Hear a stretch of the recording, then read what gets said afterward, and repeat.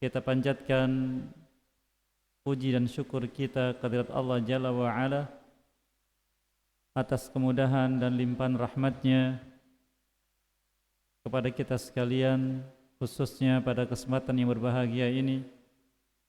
Kita kembali diberikan kemudahan untuk bisa mengadakan kembali majlis kita untuk bersama mengambil faedah dari petunjuk-petunjuk Allah yang terdapat dalam kitabnya yang mulia Al-Quranul Karim, khususnya dari surat Al-Baqarah.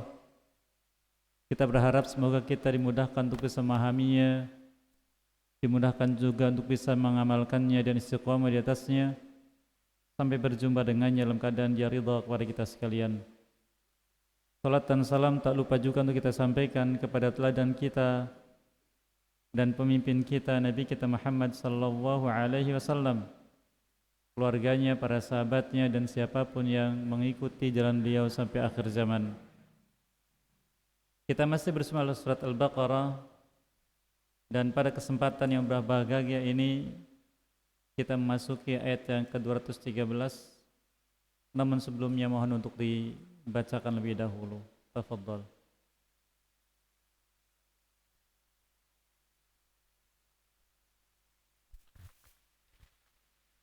أعوذ بالله من الشيطان الرجيم. كان الناس أمة واحدة فبعث الله النبيين مبشرين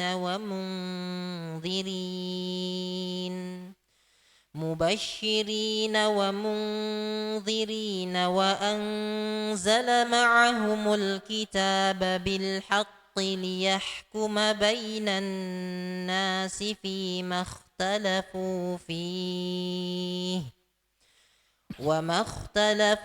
وما اختلف فيه إلا الذين أوتوه من بعد ما جاءتهم البينات بغيا بينهم فهدى الله الذين آمنوا لما اختلفوا فيه من الحق بإذنه والله يهدي من يشاء إلى صراط مستقيم. Barakallahu wa jazakallahu khairan. Allah berfirman, a'udzu billahi minasyaitonir rajim. كان الناس أمة واحدة فبعث الله النبيين مبشرين ومنذرين وأنزل معهم الكتاب بالحق ليحكم بين الناس فيما اختلفوا فيه وما اختلف فيه إلا الذين أوتوه من بعد ما جاءتهم البينات بغيا بينهم فهدى الله الذين آمنوا لما اختلفوا فيه من الحق بإذنه والله يهدي من يشاء إلى صراط مستقيم. Manusia dulu adalah umat yang satu, maka Allah mengutus kepada mereka para nabi sebagai pemberi kabar gembira dan pemberi peringatan akan azab Allah. Dan Allah menurunkan bersama mereka satu kitab masing-masingnya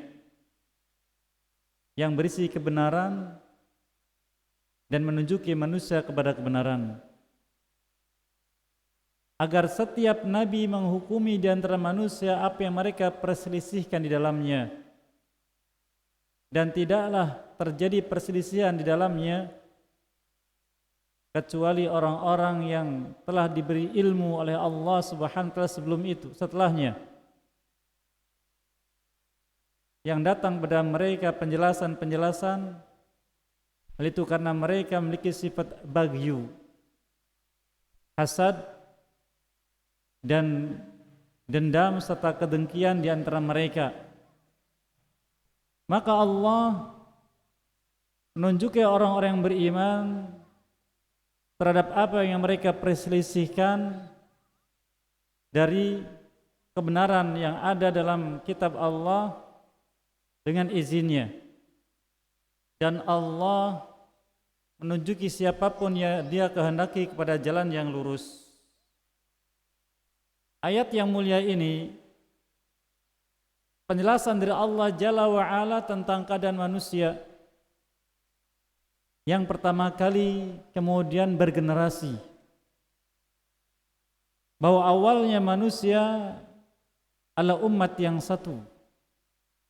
Para ulama menjelaskan umat yang satu yaitu di atas tauhid, di atas ibadah kepada Allah, di mana Allah Azza wa Jalla menciptakan manusia untuk ibadah kepadanya, seperti disebutkan di surat Az-Zariyat ayat yang ke-51, wa ma khalaqtul jinna wal insa illa liya'budun. Dan tidaklah aku ciptakan jin dan manusia melainkan agar mereka beribadah kepadaku, yaitu mentauhidkanku. Kemudian itu berlangsung selama 10 generasi. Kemudian terjadi ikhtilaf. Ikhtilaf itu mukhalafah ani tauhid, menyisihi tauhid dan menolak untuk ibadah kepada Allah Subhanahu wa taala. Terjadilah kesyirikan setelah 10 generasi pertama. Maka diutuslah pada mereka Rasul yang pertama, yaitu Nabi Nuh alaihissalam. Yang dijelaskan, faba'athallahu an-nabiyyin, maka Allah mengutus kepada mereka para nabi yang menjelaskan kepada mereka tentang tugas mereka dan kewajiban mereka, yaitu beribadah dan bertauhid kepada Allah Azza wa Jalla. Dan Allah menjelaskan tugas Nabi dan Rasul di sini, mubasysyirin wa mundzirin, memberikan kabar gembira bagi siapa yang tetap di atas tauhid, yang tetap di atas ibadah kepada Allah, wa mundzirin, dan yang memberikan peringatan keras akan azab Allah bagi siapapun mereka yang tidak mau taat kepada Allah Subhanahu wa taala. Dan di samping itu Allah pun menurunkan bersama setiap nabi dan rasul sebuah kitab, menunjukkan bahwa kitab Allah jumlahnya sebagaimana jumlah para nabi dan rasul. Dan nabi dan rasul sangatlah banyak. Disebutkan sebagaimana tafsir di antaranya Al-Imam Ibnu Katsir rahimahullah taala, bahwa para nabi jumlahnya sekitar 124.000 orang dan rasul sekitar 313 orang. Namun sebagian ulama menyebutkan bahwa hadis ini dhaif. Dari ayat-ayat ini jelaskan bahwa setiap umat diutus padanya seorang rasul. Allah tegaskan itu di surat An-Nahl ayat 36. Walaqad ba'atsna fi kulli ummatin rasula an i'budullaha wajtanibut taghut. Dan kami telah mengutus untuk setiap umat seorang rasul kepada mereka yang mengingatkan agar beribadah kepada Allah semata dan menjauhi taghut, yaitu apapun yang diibadahi selain daripada Allah. Pun menjelaskan bahwa diutusnya Rasul ketika terjadi kesyirikan. Diutusnya Rasul ketika tinggalkan ibadah kepada Allah. Diutusnya Rasul ketika manusia sudah tidak lagi menghadirkan amanah yang Allah berikan pada mereka, yaitu ketaatan. Maka mengingatkan mereka, basyira wa nadhira. Basyira, memberikan kabar gembira bagi yang taat, nadhira, peringatan. Dan Allah firmankan dalam banyak ayat, di antara surat Muhammad SAW ayat yang 12, innallaha yudkhilul ladzina amanu wa 'amilus shalihat jannatin tajri min tahtihal anhar. Sesungguhnya Allah akan memasukkan orang-orang yang beriman dan beramal saleh ke dalam surga-surga Aden yang mengalir di bawahnya sungai-sungai. Maka ini basyir, busyra. Oleh karena Allah firmankan di surat Fussilat ayat yang ke-30, innalladzina qalu rabbuna Allah thumma istaqamu tatanazzalu 'alaihimul malaikah alla takhafu wa la tahzanu wabshiru bil jannati allati kuntum tu'adun. Sesungguhnya orang-orang yang ketika hidup di dunia mengatakan Rabbuna Allah, Rabb kami adalah Allah, kami beriman kepadanya dan taat kepadanya, lalu istiqamah di atasnya, maka ketika mereka di akhir kehidupan dunia, Allah turunkan para malaikat rahmat mengatakan, jangan kau takut dengan azab di akhirat dan jangan kau sedih dengan dunia yang kau tinggalkan, tetapi sekarang saatmu untuk bergembira dengan surga yang dijanjikan kepada kalian. Bergembira dengan surga yang dijanjikan kepada kalian. Wa abshiru, inilah busyra.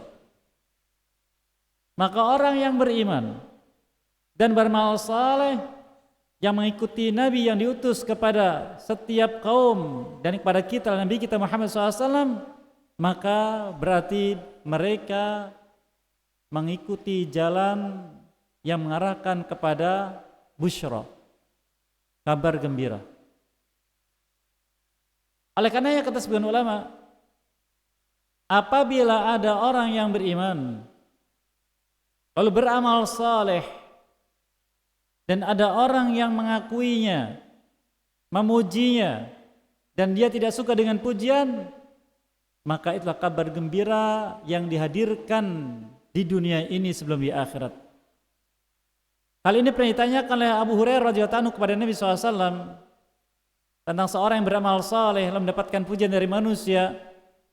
Apa kata beliau SAW? Dzaka ajilu busyra lil mu'min. Itulah kabar gembira yang didahulukan oleh Allah untuk orang beriman.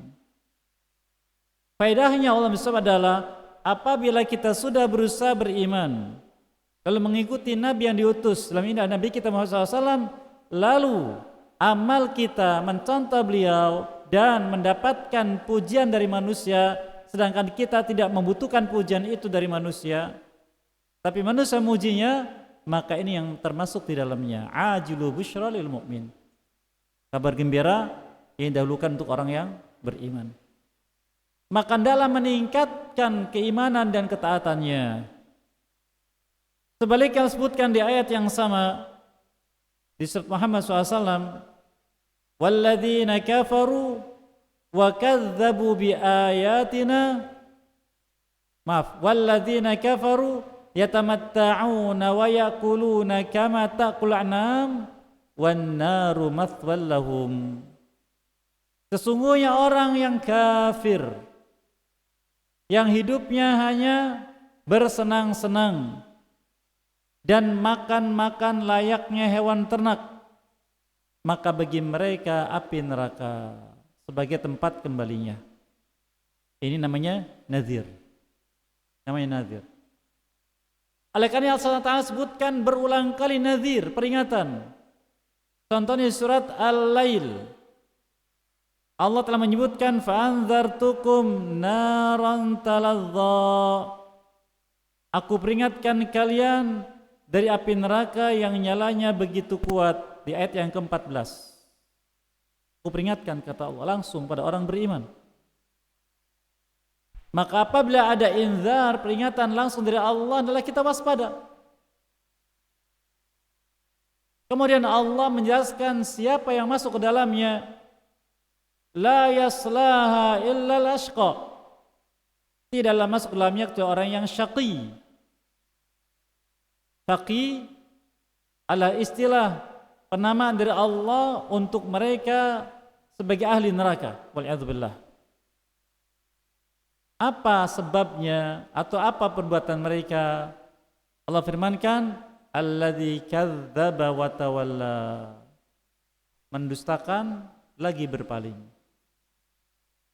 At-takdzib, mendustakan, yaitu mendustakan apa yang dibawa oleh Nabi SAW, khususnya Quran, baik semuanya atau sebagiannya. Semuanya atau sebagiannya. Orang-orang kafir Quraisy, mereka meyakini kebenaran dari apa yang dibawa oleh Nabi SAW. Mereka senang mendengarkan Quran, tapi mereka mendustakannya. Maka Allah Azza wa Jalla menyebutkan tentang mereka di surat Al-Alaq, alladzi kadzdzaba wa tawalla. Itu orang-orang yang mendustakan lagi berpaling. Ara'aital ladzi maaf, ayatnya ada yang hafal? Di surat Al-Alaq Allah menyebutkan tentang sifat dari kaum Quraisy.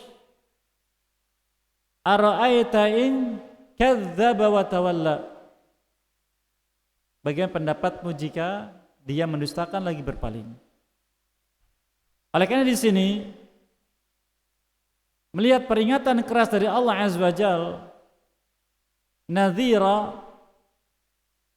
maka kita waspada agar jangan sampai ada takdzib, pendustaan, baik sebagian atau seluruhnya terhadap Al-Quran. Mengerti tidak mengerti, sesuai dengan keyakinan atau tidak sesuai, wajib kita yakini. Maka kita harus beriman dengannya. Oleh karena Allah Azza wa Jalla menjadikan syarat ketakwaan seorang hamba dengan tasdiknya terhadap Al-Quran. Itu pembenaran yang murni dan penuh. Allah firmankan surat Az-Zumar ayat yang ke-33, walladzi jaa'a bis-sidqi wa saddaqa bihi ulaika humul muttaqun. Dan orang yang datang dengan as-sidqu, yaitu Nabi SAW, as-sidqu itu Al-Quran, wa saddaqa bihi, dan yakin dengan kebenarannya, itulah orang yang bertakwa. Allah juga sebutkan di surat Ali Imran ayat yang ke-7 tentang sikap orang yang bertakwa ketika mendapati dari Al-Quran ada yang tidak dimengerti. Maka Allah firmankan, warrasikhuna fil ilmi yaquluna amanna bihi kullun min indi rabbina. Orang yang dalam ilmunya tentang petunjuk kitab Allah Jalla wa'ala, mereka berkata, kami beriman dengan isi Al-Quran seluruhnya, karena semuanya datang dari sisi Tuhan kami Allah Subhanahu wa ta'ala. Ketika contohnya Allah menetapkan bahwa Allah punya wajah, seperti disebutkan dalam banyak ayat yang dari akhir surat Al-Lail, Allah menyebutkan illa ibtigha'a wajhi rabbil a'la wala sawfa yarda. Kecuali orang yang berharap bisa melihat wajah Tuhan yang maha tinggi, itu Allah Jalla wa'ala, maka Allah akan ridho kepadanya. Allah firmankan juga menguatkan surat Ar-Rahman, wa yabqa wajhu rabbika dzul jalali wal ikram, dan kekal wajah Tuhanmu Allah Azza wa Jalla, pemilik keagungan dan kemuliaan. Maka ditetapkan Allah punya wajah sebagaimana Allah menetapkan sendiri untuknya, walaupun belum pernah tahu dan memang tidak akan pernah tahu di dunia ini. Allah akan tampakkan di akhirat, seperti disebutkan di ayat-ayat yang lain. Maka beriman, Allah sebutkan demikian, maka demikian. Tidak mencari tahu lebih banyak. Ini sikap yang Allah anjurkan, sikap yang Allah tegaskan. Sebab apabila sampai kemudian mencari tahu lalu akhirnya mendustakan, maka mendapatkan peringatan dari Allah Azza wa Jalla, alladzi kadzdzaba wa tawalla, mendustakan lagi berpaling. Dan itulah sikapnya atau sifatnya orang-orang yang tidak beriman dengan kitab Allah Subhanahu wa taala. Allah menjelaskan di sini tugas Nabi dan Rasul. Mubasysyirin wa mundzirin. Memberikan kabar gembira bagi yang beriman kepadanya, taat kepadanya dan mengikutinya, dan memberikan peringatan bagi yang bermaksiat dan mengingkarinya. Sebagaimana juga beliau sabdakan sallallahu alaihi wasallam dalam beberapa riwayat, di antaranya kullu ummati yadkhulunal jannah illa man aba. Setiap umatku pasti masuk surga kecuali yang dia enggan untuk masuk surga. Qalu wa man ya'ba ya Rasulullah? Ya Rasulullah, siapa yang enggan masuk surga? Beliau bersabda, man ata'ani dakhala jannah wa man asani faqad aba. Barang siapa yang taat kepadaku, maka dia pasti masuk surga, dan barang siapa bermaksiat kepadaku, berarti dia enggan masuk surga. Bagaimana wujudnya orang-orang yang bermaksiat kepada Rasulullah SAW atau orang yang enggan? Maka Allah firmankan di surat Al-Mudaththir, menjelaskan contoh orang-orang yang enggan masuk surga. Padahal umat ini oleh Nabi SAW dijamin, siapapun yang menjadi umatnya Nabi kita SAW mendapat jaminan masuk surga. Kata beliau, kullu ummati, setiap orang dari umatku. Dan umat di sini adalah kullu man asya ba'da bi'tsatin Nabi SAW. Itu siapapun yang hidup setelah diutusnya Nabi SAW, maka dapat jaminan ini. Namun sebagian orang melepaskan jaminannya, digadaikan untuk mendapatkan kenikmatan segera sekarang. Maka Allah firmankan itu di surat Al-Mudaththir sebagai penjelasan kepada kita sekalian dan agar kita waspada. Allah telah firmankan di ayat yang ke-38 sampai 47. Kullu nafsin bima kasabat rahinah illa ashabal yamin fi jannati yatasaalun 'anil mujrimin. Ma salakakum fi saqar? Qalu lam naku minal musallin wa lam naku nut'imul miskin wa kunna nakhudu mal khaidin wa kunna nukadzibu biyaumiddin hatta atanal yaqin. Setiap jiwa dari manusia, kata Allah, dengan apa yang mereka perbuat di dunia ini dari maksiat, dari kesenangan, dari kelalaian, berarti menggadaikan surganya kepada Allah, yaitu mengembalikannya. Illa ashabal yamin, kecuali golongan kanan, maka jaminannya tetap dipegang, yaitu syaratnya iman dan amal saleh. Maka mereka itu fi jannati yatasaalun, nanti di akhirat pasti masuk surga dan mereka akan bersengkrama satu sama lain, saling ngobrol, saling bertanya. Dan di antara mereka tanyakan adalah teman-teman mereka yang meninggalkan iman dan amal saleh, yang masuk neraka saqar. Kata mereka, ma salakakum fi saqar? Apa yang menyebabkan kalian semua masuk neraka saqar? Maka mereka menjawab, qalu lam naku minal musallin, kami dulu tidak sholat. Kenapa tidak sholat? Sibuk dengan kesenangan dunia, sampai lupa sholat, meninggalkan sholat. Maka inilah ancaman dari Allah bagi yang tidak sholat. Yang kedua, walam nakun nut'imul miskin, dan kami dulu tidak memberi makan orang miskin. Oleh karena ini anjuran dari Allah Azza wa Jalla agar kita melakukan perbuatan ini, memberi makan kepada orang miskin. Minimal menganjurkan kalau kita tidak punya. Allah sebutkan di ayat yang lain surat Al-Ma'un, ara'aital ladzi yukadzzibu bid-din fadzalikal ladzi yad'ul yatim wa la yahuddu 'ala ta'amil miskin. Apakah engkau pendusta agama? Apa sifatnya? Maka mereka itu menghargai anak yatim dan tidak menganjurkan memberi makan orang miskin. Yang ketiga kata Allah, wa kunna nakhudu ma'al khaidin.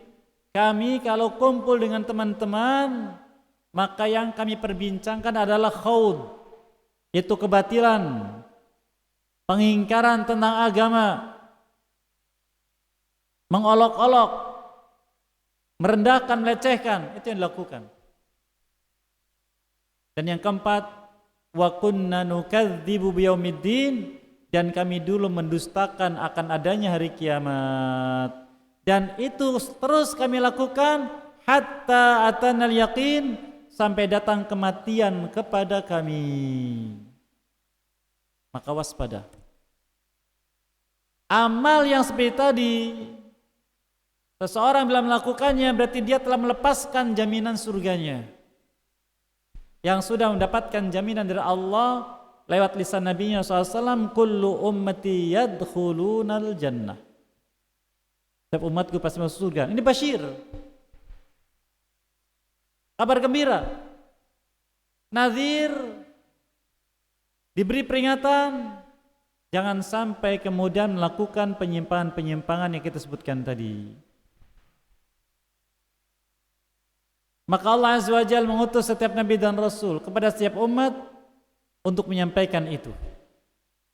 Untuk menyampaikan busyara dan inzar, kabar gembira dan peringatan. Lalu apa yang menjadi patokannya? Kitab Allah Azza wa Jalla. Wa anzala ma'humul kitaba bil haqq. Dan Allah Ta'ala menurunkan kepada mereka kitabnya bil haq, berisi kebenaran, untuk kebenaran, menunjuki manusia pada kebenaran. Apa itu al-haq? Sesuatu dari kebaikan yang diridhai oleh Allah Azza wa Jalla.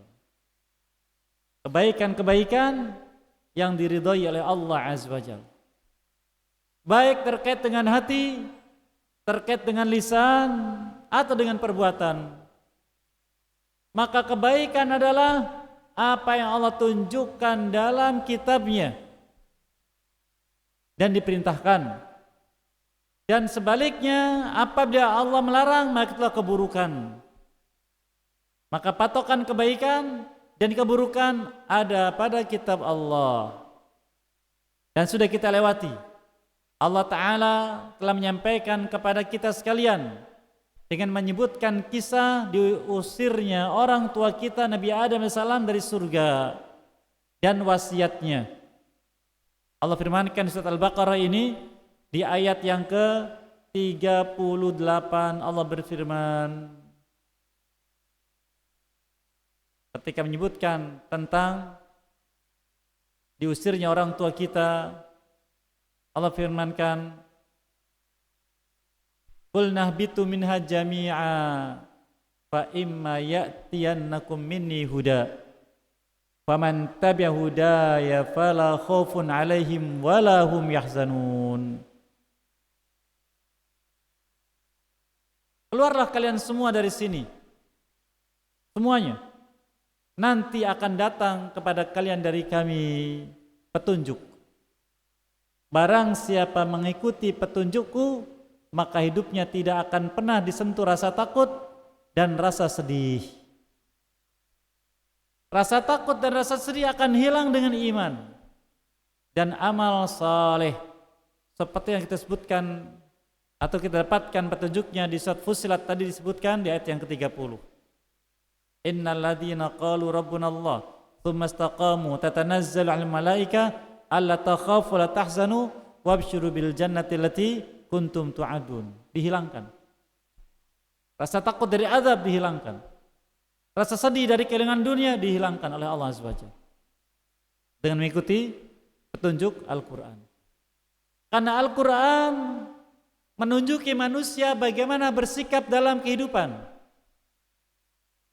Apabila datang waktu ibadah, maka disuruh untuk ibadah. Datang waktu salat, datang bulan Ramadan, datang bulan Dzulhijjah, waktu-waktu ibadah Allah perintahkan. Sehingga orang beriman harus tahu sikap ketika datang masa ibadah. Yang kedua, Allah tunjukkan tempat-tempat ibadah. Di mana ibadah? Yang ketiga, Allah tunjukkan bagaimana cara ibadah. Itu dengan mengikuti Nabi sallallahu alaihi wasallam. Allah jelaskan juga bagaimana ketika mendapatkan nikmat dan menggunakan nikmat. Bagaimana ketika mendapatkan musibah. Bagaimana ketika berhadapan dengan maksiat dan lakukan maksiat. Allah tunjukkan semua. Itulah huda, petunjuk. Dan orang beriman yang mengetahui, memahami dan menerapkan sikap-sikap yang Allah tunjukkan tadi. Bagaimana sikapnya? Maka berarti mengikuti petunjuk Allah Subhanahu wa taala. Maka jaminannya fala khaufun alaihim walahum yahzanun. Maka bagi mereka tidak ada rasa takut dan tidak ada rasa sedih. Inilah basyiran wa nadhira. Dan Allah turunkan kitab bil haq, berisi kebenaran. Kebaikan-kebaikan yang Allah tunjukkan dan Allah ridhai. Maka apapun kebaikan Allah sebutkan, Allah perintahkan, tidak boleh ditolak. Bisa mengamalkan alhamdulillah, belum bisa mengamalkan, minta pada Allah semoga bisa mengamalkannya. Dan istiqamah. Keburukan apa yang Allah larang dan Allah cela, maka kita minta pada Allah agar dijauhkan dari keburukan tersebut. Dan bila terperosok ke dalamnya, segera kembali kepadanya dengan taubat. Itulah yang Allah tunjukkan kepada kita sekalian. Kemudian sebutkan liyahkuma bainan nas fi makhtalafu fi. Kitab turunkan ini yang berisi petunjuk tadi agar digunakan oleh nabi yang diutus yang mendapatkan kitab tersebut menghukumi manusia di mana mereka berselisih dari kitab Allah. Oleh karena Al-Quran kita dapati itulah hukum dan solusi bagi orang yang menyimpang. Contoh, untuk orang yang berzina Allah jelaskan hukumannya.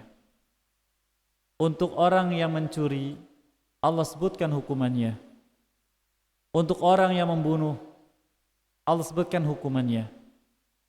Untuk yang durhaka pada orang tua, untuk yang mendustakan Allah dan sebagainya, Allah jelaskan semuanya.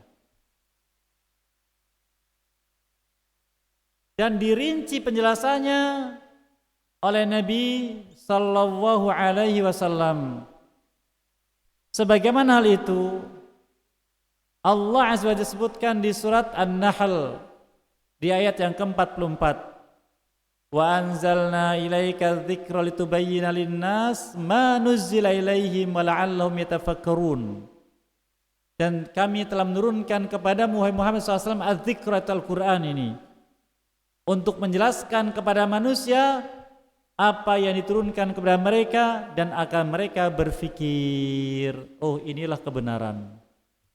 Oh inilah kebaikan.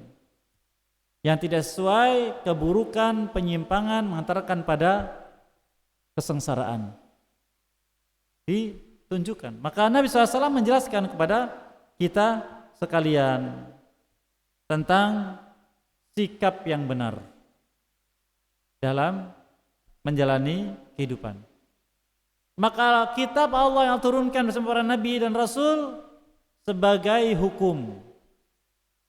Oleh karenanya Allah Azza wa Jalla memberitahu pada kita sekalian bahwa kesempurnaan iman ada pada penerimaan penuh terhadap hukum Allah yang disampaikan oleh Nabi sallallahu alaihi wasallam. Sebagaimana hal tersebut Allah Ta'ala firmankan di dalam surat An-Nisa tentang hal tersebut. Allah sebutkan di surat An-Nisa ayat yang ke-65. Fala wa rabbika la yu'minun hatta yuhaqqimuka fima syajara bainahum thumma la yajidu fi anfusihim harajan mimma qadaita yusallimu taslima. Maka sekali-kali mereka itu tidak beriman demi Tuhanmu Allah Azza wa Jalla. Mereka tidak beriman sehingga mereka mau menjadikanmu sebagai hukum dalam permasalahan-permasalahan yang terjadi di antara mereka yang mereka perselisihkan. Kemudian ketika sudah ditetapkan hukumnya, maka mereka tidak mendapati rasa berat di dalam diri mereka untuk bisa menerima hukum tersebut dari apa yang kau tetapkan dan menerima dengan lapang hati dan sepenuhnya. Ini pun Allah sebutkan di surat An-Nisa juga ayat 59 sebelumnya. Allah berfirman, Ya ayyuhalladzina amanu atti'allah wa atti'ur rasul wa ulil amri minkum fa in tanaza'tum fi syai'in farudduhu ilallahi war rasul in kuntum tu'minuna billahi wal yawmil akhir dzalika khairu wa ahsanu ta'wila. Wahai orang beriman, taatlah kalian kepada Allah dan taatlah pada Rasulnya jika pemimpin-pemimpin di antara kalian.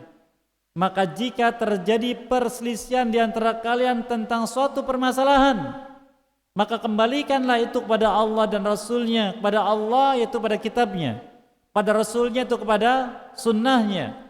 Jika kalian betul beriman kepada Allah dan hari akhir, yang demikian ini lebih baik untuk kalian dan memberikan takwil yang paling baik. Maka kita harus mau kembali kepada hukum Allah Azza wa Jalla. Ketika keluarga kita, ayah kita meninggal dunia atau ibu kita meninggal dunia, maka ingat ada hukum Allah di sana.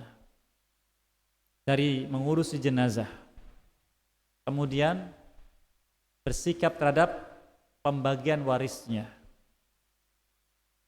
Ketika terjadi perselisihan antara suami istri, ingat ada hukum Allah di sana. Bagaimana sikap suami dan istri?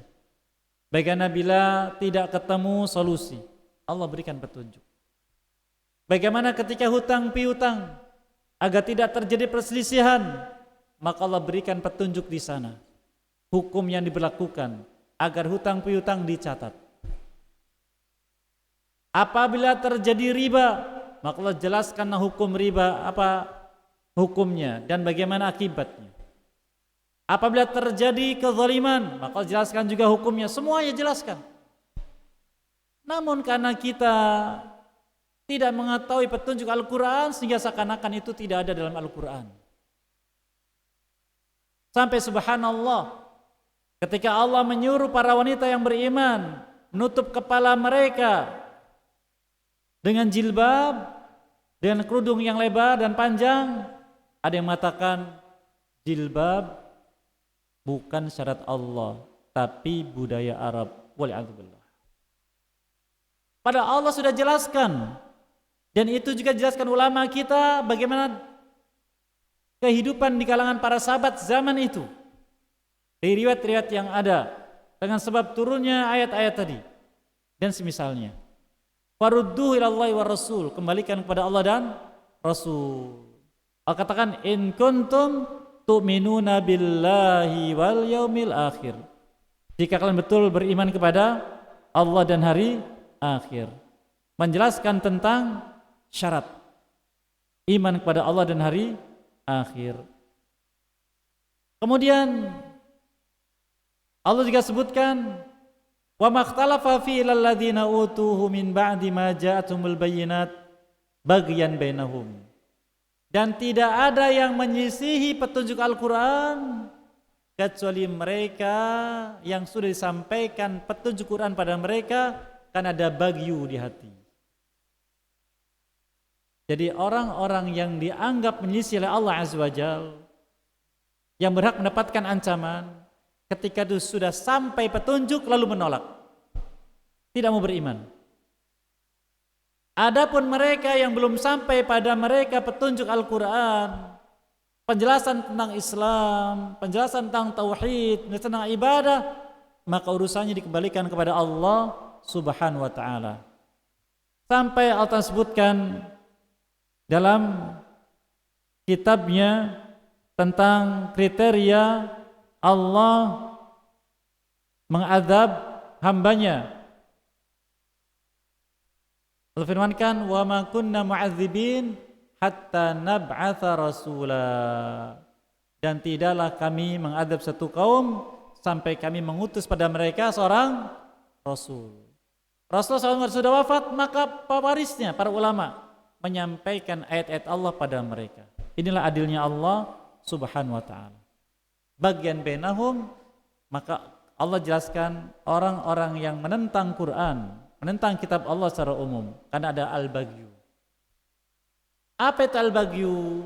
Kenapa seorang sampai bisa terkena al-baghyu? Apa akibatnya? Insya Allah akan kita ambil faedahnya di majlis yang akan datang. Bila mengizinkan, maka apa yang baik semua diberkahi dan dimudahkan mengamalkannya, dan apa yang keliru semoga maafkan dan diampuni dosa sekalian. Barangkali ada yang ingin disampaikan, dipersilahkan setelah adzan isya. Wallahu a'lam.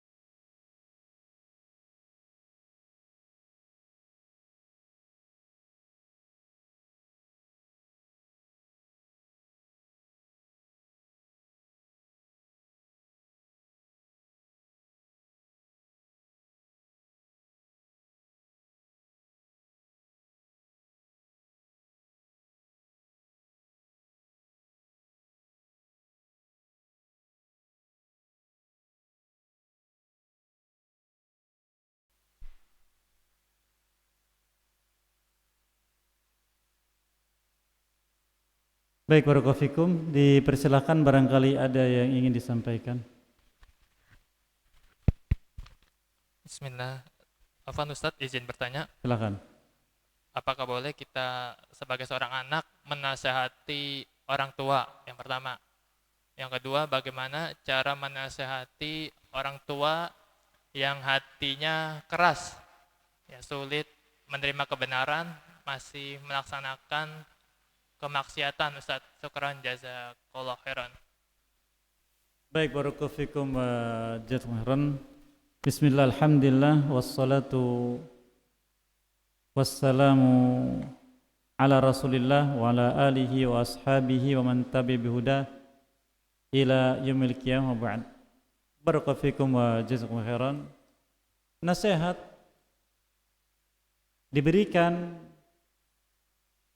kepada siapapun. Dan orang yang memberi nasihat harus siap menerima nasihat. Karena agama ini adalah agama nasihat. Nabi kita bersabda SAW, ad-dinu an-nasihah. Agama adalah nasihat. Dan Allah berfirman, watawasau bil haqqi watawasau bis sabr. Hendaklah kalian saling memberikan wasiat, memberikan nasihat. Dan nasihat adalah kalimat berharga dari orang yang mulia kepada orang yang dicintai untuk kebaikan dan kebahagiaannya. Maka bukti seorang itu mulia, dia memberikan nasihat. Bukti orang itu mencintai orang lain, maka memberikan nasihat. Maka orang yang diberi nasihat harus sadar bahwa dia mencintai saya,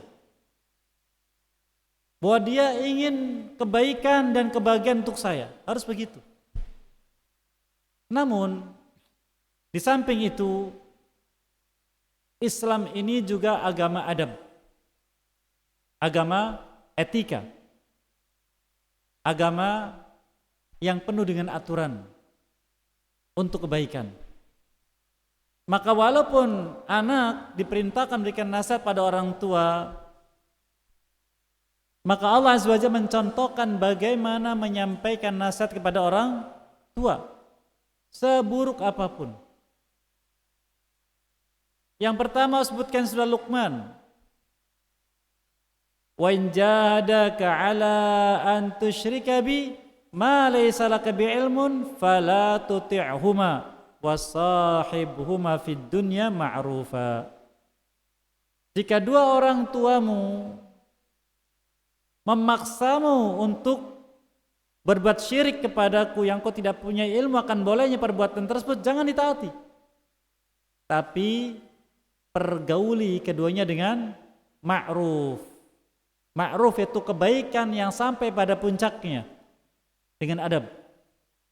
Maka Allah Azza wa Jalla mencontohkan itu tentang bagaimana Nabi Ibrahim alaihissalam ketika beliau menyampaikan nasihat kepada ayahnya. Kita bisa lihat di surat Al-Anbiya di antaranya. Kepada orang tuanya Allah sebutnya hal tersebut. Di antara ucapannya adalah ya abati lima ta'budu as-syaitan. Wahai ayahku sayang, mengapa engkau menyembah syaitan? Lihat.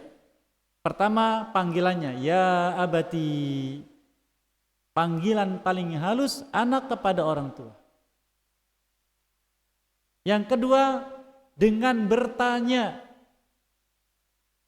ayah, mengapa berbuat demikian? Ayah, untuk apa sih perbuatan ini? Bertanya.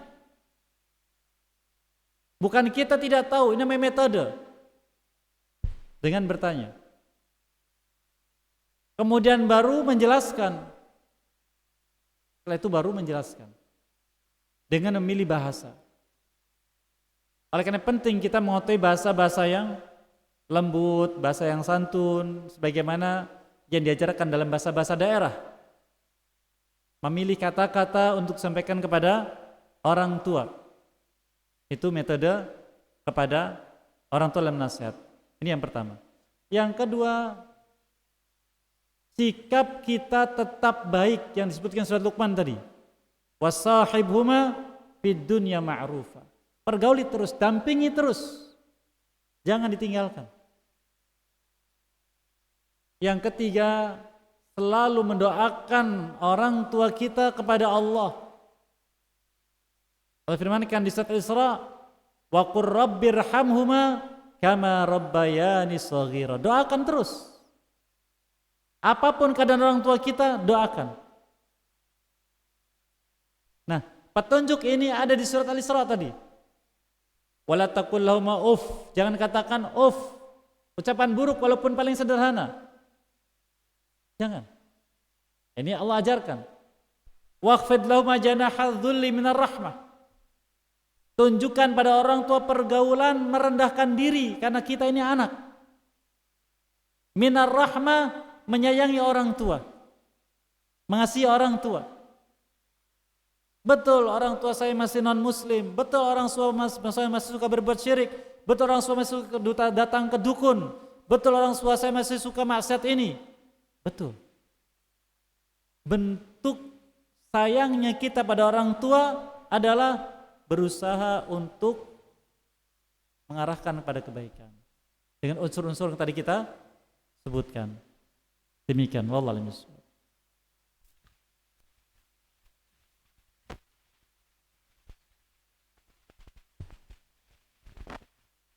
Assalamualaikum warahmatullahi wabarakatuh. Waalaikumsalam. Silakan, Mi. Saya mendapatkan satu hadis, kalau tidak salah, la sholata ba'dal fajri wa la sholata ba'dal asr.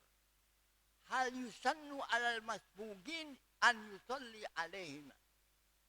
Wassalamualaikum warahmatullahi wabarakatuh. Waalaikumsalam warahmatullahi wabarakatuh. Barakallahu. Larangan salat setelah salat fajar dan salat asar. Yang pertama, liman qad shalla. Bagi orang sudah salat. Jadi kalau kita sudah salat fajar, itu salat subuh, dan sudah salat asar, maka tidak ada salat setelahnya. Yang pertama. Yang kedua, kecuali mereka yang belum salat.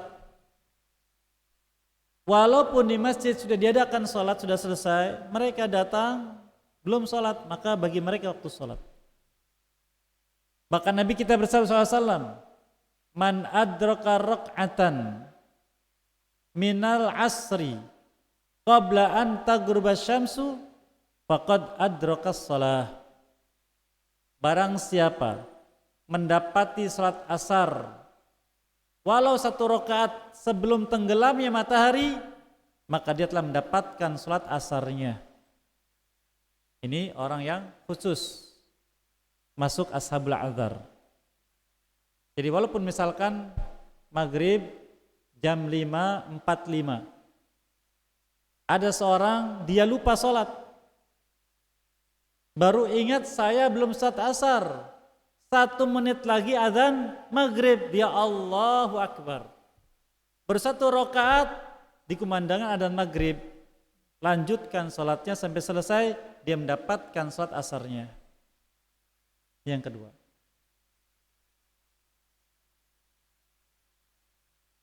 halal.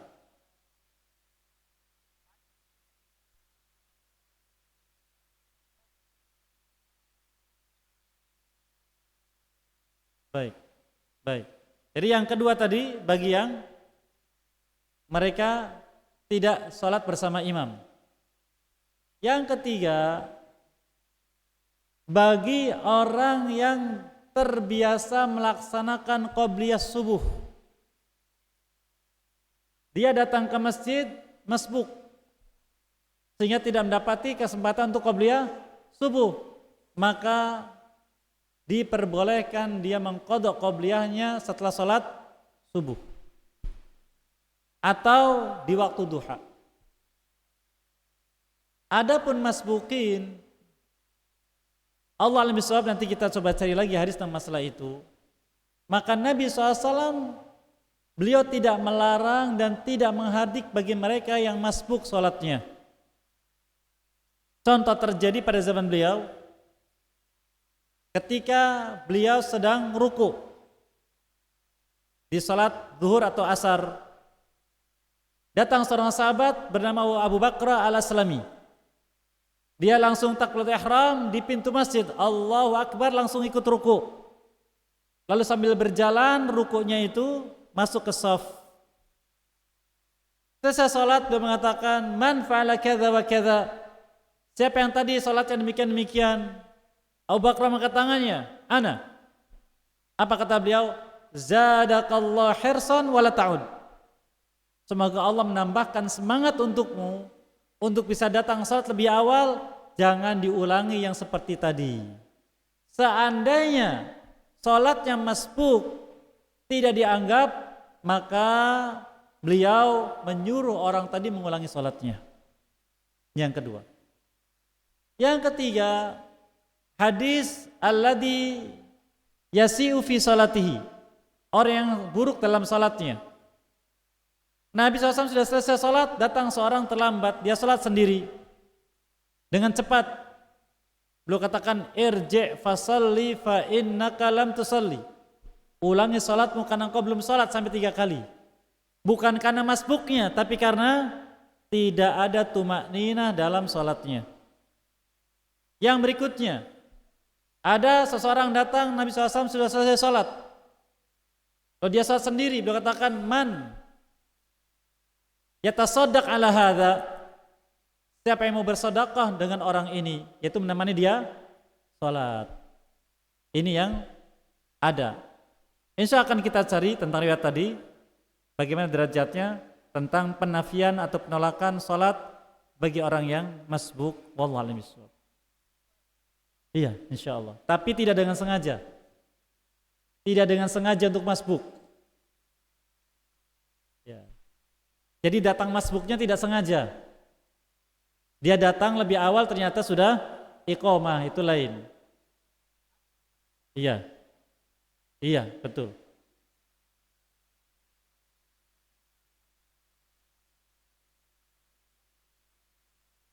Boleh. Iya. Tadi sudah dijelaskan. Baik, barakallahu fikum. Demikian jazakumullahu khairan barakallahu fikum. Wa Muhammadin wa ala alihi wa sahbihi ajma'in.